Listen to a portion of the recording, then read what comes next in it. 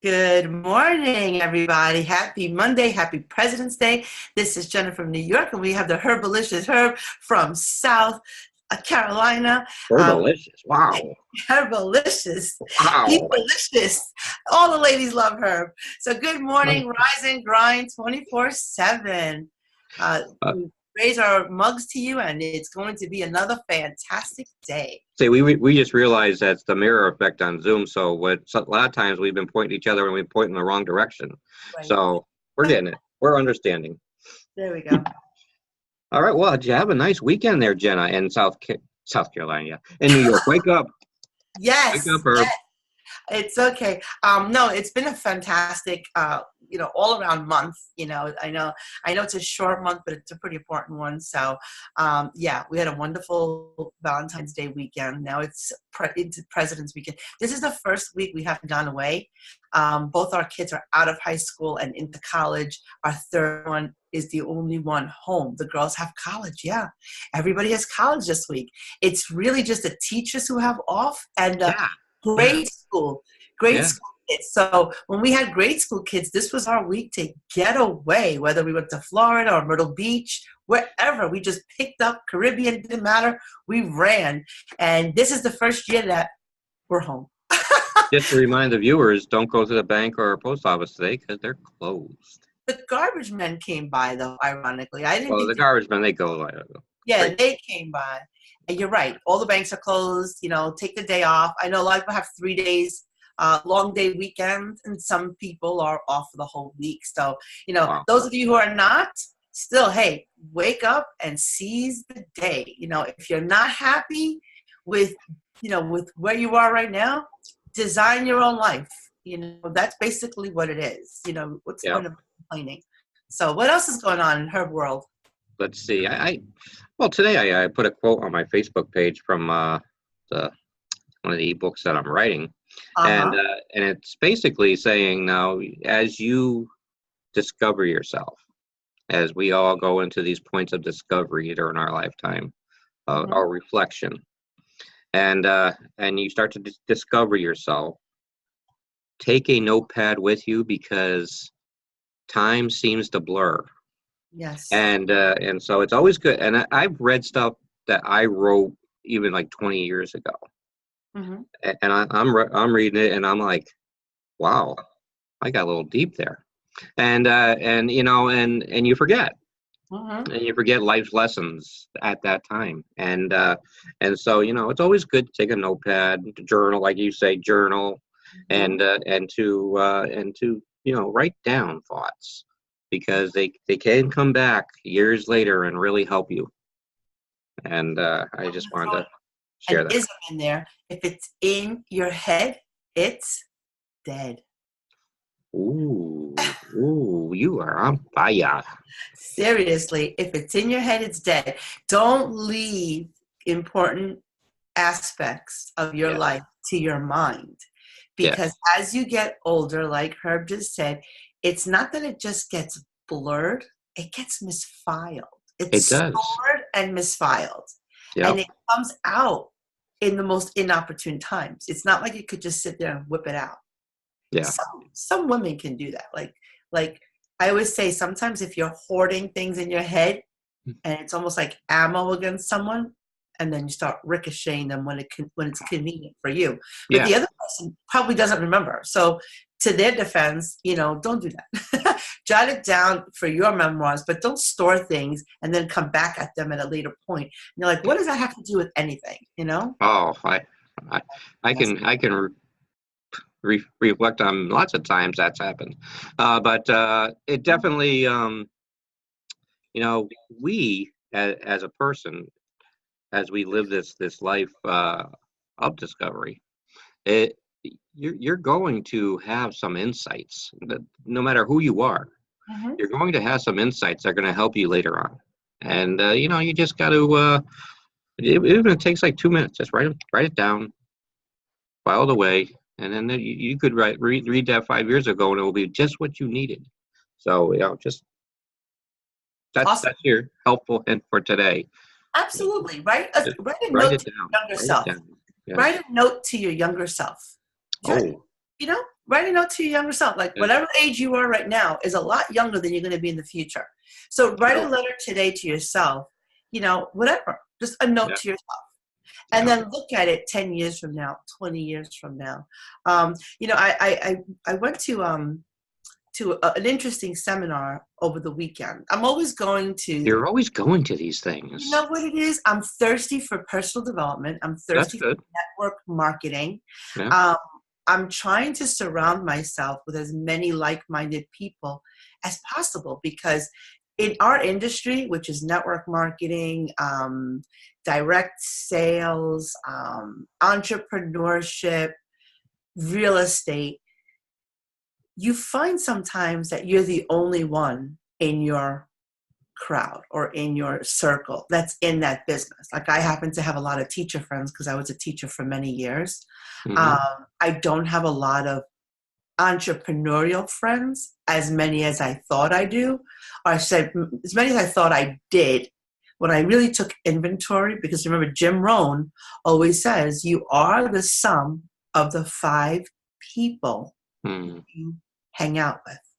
So when I look at my circle of 5 people, I can honestly say I am one of 2 entrepreneurs. Everyone else works for someone. There's nothing wrong with that, but in order to elevate to the next level, I have to start hanging out with people that are also more entrepreneurial. So you went to this thing this weekend, and excuse me. Bless you. You all done? Maybe, yeah. Yeah, I pretty am. But this weekend, so I went to a real estate. It was a fix and flip class, and that's what I'm involved in. I fix properties, I rehab them, and I flip them over. And there's a bubble coming towards the real estate market. That's why most people, I would say 1 out of 100 is an owner of a home. Most people are renting. Mm-hmm. I don't know how it is in South Carolina. I don't know. I'm talking about New York. Mm-hmm. When I first got married, everybody was buying homes. And that hasn't stopped for us. But a lot of our friends, a lot of our associates decided to sell their homes. Some lost their homes. Some decided never to buy homes. Yeah. And when you rent a home or an apartment, you have more money disposable to you. It's just a fact. You're not paying property taxes. You're not paying maintenance fees of a house. You just have more money. True. When you own a car, it's the same difference. Leasing it, you can buy more car for less money. Mm-hmm. So in New York, people are buying mansions, but they're not buying them. They're renting them because they want more house for a little money. So that's the trend in New York. Not just millennials. I'm talking people in the 30s, 40s, 50s, 60s. Yeah. They are fixed income. They decided for whatever reason, this is how much money I want to spend. This is how much I'm going to allocate for my bills. This is how much I have for credit card debt, student debt, whatever it is. So the class that I'm in is learning how to buy real estate on other people's money. Okay? Okay. And I've been doing it since 1994. Okay. When you work, you're not spending money because you got that money by working. When you work and you take that money that somebody else paid you, now you put it into an investment property. It's still other people's money. People don't realize that. Mm-hmm. So the class was pretty interesting, and I wanted to share was, what are you doing today to get that passive income?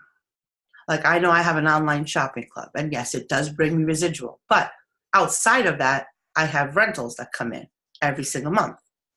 That's not an easy thing to do because it was a lot of sacrifice. And the number one thing, number one takeaway that I got was that, let's just say you're earning, Herb, $10,000 a month. $10,000 for you to start, you have to take out 10%. So what is 10% of 1,000? 1,000. So how the wealthy get wealthier is they take that 10,000 that they've earned and they pay themselves first. And this is the hardest thing to do.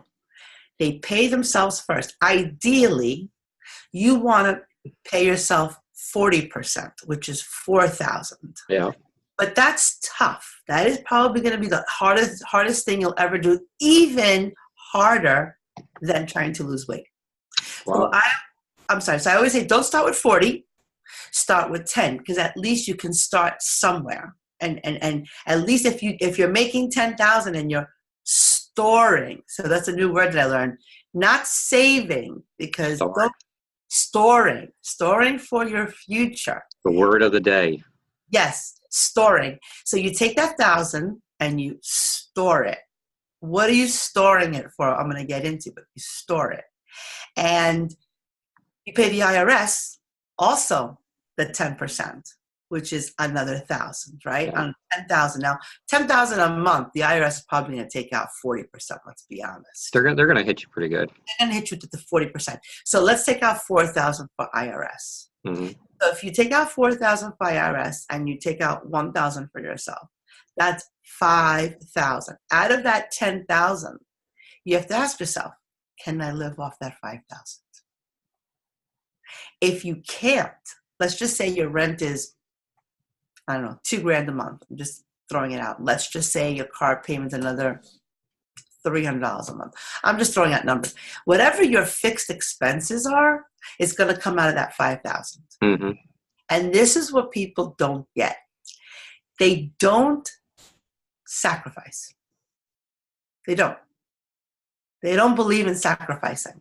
So it's definitely a word that the previous couple generations before us used a lot, but and that's how they gained a lot of stuff. But this generation, no, they don't. No. And the 80s Reaganomics, everybody was spending, right? Yeah. And then in the 90s, the grunge era, everybody started to become a little more frugal, right? And we haven't recovered from that. Nobody spends money like the 80s. Oh, the 80s was, we spent. Think about it. It was all spend, right? Yeah. So now we're in 2019. Are we more frugal today than we were yesterday? And why? Think about that. I think a lot of it is fear. Fear of what? Fear of everything tanking and wanting to hoard what we have just in case. You mean store? Right? Store. Okay. Store. Right. So what are you doing to store money for your future? Now, I really went home with this concept because I'll be honest with you. Most of us, including myself, we spend first. And then if we have money left over, we think, oh, now I could store it. Mm-hmm. We never pay ourselves first. True. So that to me was a mind shift. And I said, wow, that's powerful. So if you're taking the $10,000 a month rule, which is $10,000 is $120,000 a year, which is not a lot of money at all by any means, but we're going to use it as a Used to be that you were rich, right? Yeah, if you had 120,000. But let's be honest, if you're by yourself, you could be okay. But if you have a family, if you have kids, if you have, a house to maintain and you're not paying just rent, 10,000 is not going to cut it. But again, let's just say you put away 10%, you give IRS their 40% because 10,000 a month is in that highest tax bracket. And now you have 5,000. Well, if you are broke at 5,000, if you feel broke, what is the number one answer? Go out and make more money. Obviously, 10,000 not going to cut it. So instead of you borrowing against your future earnings, instead of you, being behind on your bills, take a look at that 10,000 and say, okay, well, if I'm earning 10,000 and I'm not making it with 5,000 take home, after taxes, after grocery bills, after everything, you're left with a couple of dollars. Listen, you don't want to go out for entertainment. You don't want to, go out for vacations and whatever. You may survive, right? But if you want to do those other things, you have to look at yourself, you know what? I need to make $20,000 a month. I need to make $30,000. So the answer is not spending more. You're still storing. It's just you're making more money. Okay. Make that phone call. Go on eBay. Sell shit that you don't need. Crap that you don't need. Be a minimalist. So selling things on the social media and even creating your own web store, which I'm in the process of really doing big time, some people would call it, I don't know about that. Now today is, you know what? Let me look at this, because people are making some serious money off of it. Oh, absolutely. Click and order has taken the place of brick and mortar. Yeah. So as long as you have items that are not, unfortunately, when you do open up your web store, because I have stuff that I sell on eBay now, and I think, oh, you know what? My husband's an artist. He sells his stuff privately now. Imagine on a grand scale. But you got to understand, unless it's a unique niche, you're going to have. It has to be a niche. Shop. And Amazon is the queen and king of all. That's right. So people open up their Shopify accounts and they think they're going to make a ton of money. They don't realize the operating costs, though. So, and it has to be a niche. You're right. It has to be a niche. It has to be something that's totally unique to you. Unique to the business that you're in. Yeah. And even fashion. I have a lot of my friends, they pop up these fashion outlets, and I love them. I think it's awesome. A lot of the garments are coming from China, which sizes are completely off, and the quality is so cheap that you really aren't getting what you think you're getting in terms of, that's why H&M stores, Forever 21, they're cheaply made. But you're going to make one or two use, and then you're going to throw them out, as opposed to going to, let's say, Nordstrom and spending a couple dollars on that extra sweater because that sweater's going to last, or that jacket is going to last. You spend a little more money, but you're taking care of them. Most people don't take care of their stuff. They're going to throw it out, their shoes, blah, blah, blah. They can go through those cheaper items. Yes. True. What you're absolutely saying is true. We're going to have to wrap it up in a couple minutes. Let's give them something to take and chew on today. What do you got? Well, we talked about if it's in your head, it's dead. So definitely get out of your own head and go explore yourself a little bit more and jot it down. Like Herb said, get a journal. Yes. I call it an attitude of gratitude journal. Today, for your eyes only, like the movie said, for your eyes only. Yes. Oh, I love that song, Gina Easton, too. Definitely put an attitude of gratitude journal for yourself. Jot down your thoughts. There's a lot of people. Nowadays, everybody's writing a book.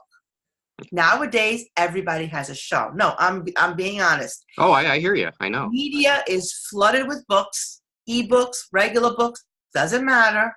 And the media is flooded with shows. So if you have something to say, the average person doesn't have to be somebody spectacular. Like Herb and I are no different than you.